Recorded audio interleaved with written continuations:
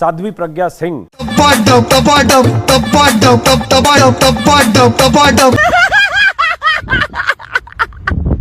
मेरा सवाल आपसे ये है कि चूंकि हेमंत करकरे को पूरा देश शहीद के तौर पर जानता है, उनको अशोक चक्र मिला और उनके सीने पर आतंकियों की गोलियां लगी, पाकिस्तान से कसाब और उसके साथी आए थे। अरे बाप रे, ये तो धोती खोल रहा है। और उन हेमंत करकरे के लिए आपने जिस तरह की बात कही, आपने कह दिया उनको, आपने श्राप दिया था, आपने कहा उनका सर्वनाश हो गया, आपने उनको कहा कि वो देशद्रोही थे। ये भगवान क्या जुल्म है। ये सब कहना एक शहीद के लिए, जिसे पूरा देश एक शहीद के तौर पर मानता है, लगता नहीं कि बहुत शर्मिंदगी वाला बयान है और इस बयान के लिए आपको माफी मांगनी चाहिए, वापस लेना चाहिए? तुम्हें शर्म है? कुछ शर्म आया है? नहीं। लेकिन एक सेकंड, ऐसा है कि द्विपक्षीय बातें नहीं करना चाहिए किसी को भी। मैं एक ही बात कहूंगी कि जिस व्यक्ति को मैंने प्रत्यक्ष झेला है। मैं कब हो गया ये? कब हुआ कब? तो चलिए शुरू करते हैं। ठीक है, उसके बारे में अगर मैंने कहा है तो इसकी सत्यता पता करना चाहिए। दूसरी बात यह है कि मेरा एक कहना है, मैं प्रत्यक्ष उसकी प्रमाण हूं, और मेरा कहना है कि जो देशभक्ति का दमन करेगा, जो भी हो देशभक्ति का दमन करेगा, तो आतंकवाद से मरेगा। अभी बता है भाई, अभी बता है, अभी तूने में उंगली किया ना, अभी बता है।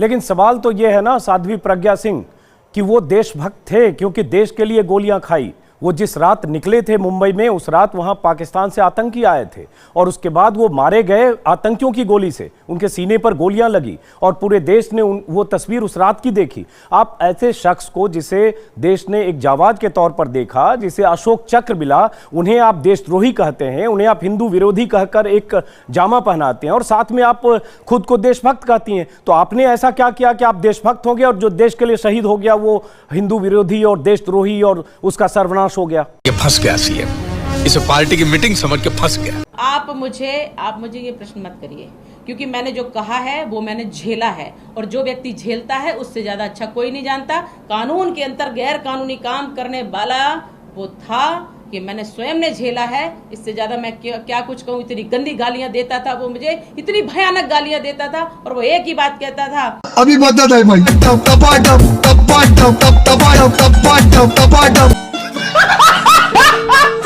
यही नहीं, अभी और सुनिए। इतने गंदे बोलने के बाद मैं बोल नहीं सकती इस कैमरे पे। तब मैंने उससे कहा था, जा अपनी बेटी से पूछ कि ये क्या होता है, क्या कहोगे आप इसको? था कोई इसका कानून? कौन था ये जो मुझे 13 दिनों तक गैर कानूनी रखा? क्या था ये कानून? ये कानून का रक्षक है क्या? किस प्रकार की बात करते हैं? संवेदनशीलता नहीं है कोई? हमारी संवेदना नहीं होती? कौन सी संवेदना होती है?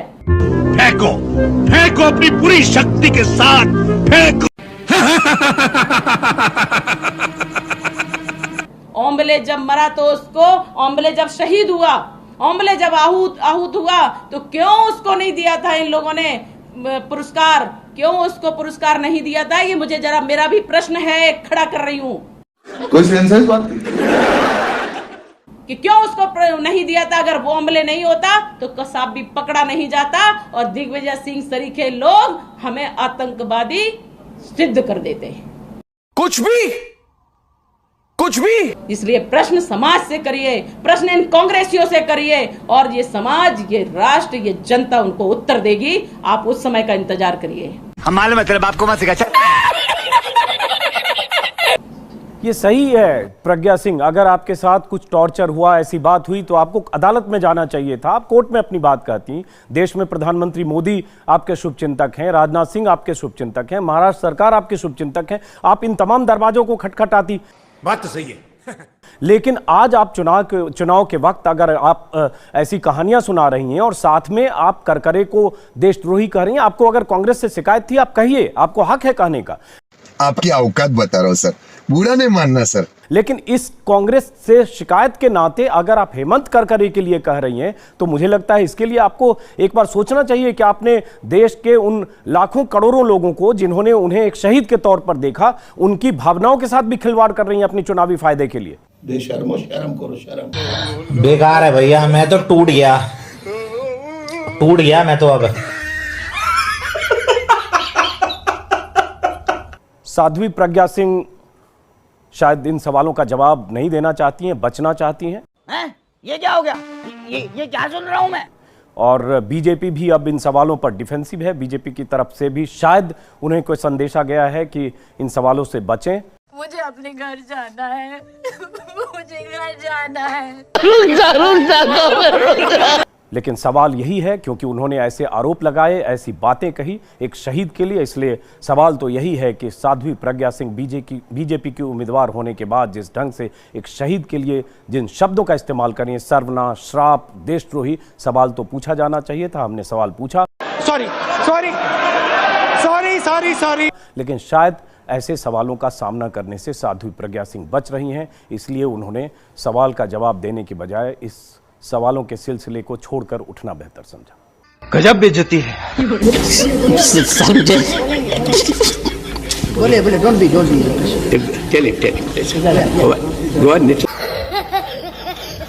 खत्म, bye bye, tata, good bye, गया। तो साथियों फाइनली अपनी इस वीडियो का हो चुका है द एंड। उम्मीद है कि आपको हमारी ये वीडियो अच्छी लगी होगी। अगर वीडियो अच्छी लगी हो तो वीडियो को लाइक करके हमारे चैनल को सब्सक्राइब करके बगल में बने घंटी वाले आइकन को दबाकर ऑल को सिलेक्ट कर लें, ताकि आगे आने वाली ढेरों रोमांचक व मजेदार वीडियोज की नोटिफिकेशंस आपको बिना किसी अड़चन के प्राप्त होती रहे। तो वीडियो को क्लोज करने से पहले साथियों आप सभी लोगों से गुजारिश है कि यदि आप लोग हमारे चैनल पर नए हैं तो चैनल को सब्सक्राइब कर लेना, और हाँ, वीडियो को लाइक करना तो बिल्कुल भी मत भूलना, क्योंकि आप लोग वीडियो तो देख लेते हो पर वीडियो को लाइक और चैनल को सब्सक्राइब करना भूल जाते हो। तो जल्दी से जल्दी लाइक और सब्सक्राइब भी कर लो यारो, क्या जाता है आपका, इस पे पैसे थोड़ी ना पड़ते हैं। तो साथियों अभी के लिए इतना ही, मिलूंगा नेक्स्ट वीडियो में। तब तक के खातिर स्वस्थ रहो, मस्त रहो, जहां भी रहो सबसे आगे और फर्स्ट रहो। टिंग टोंग।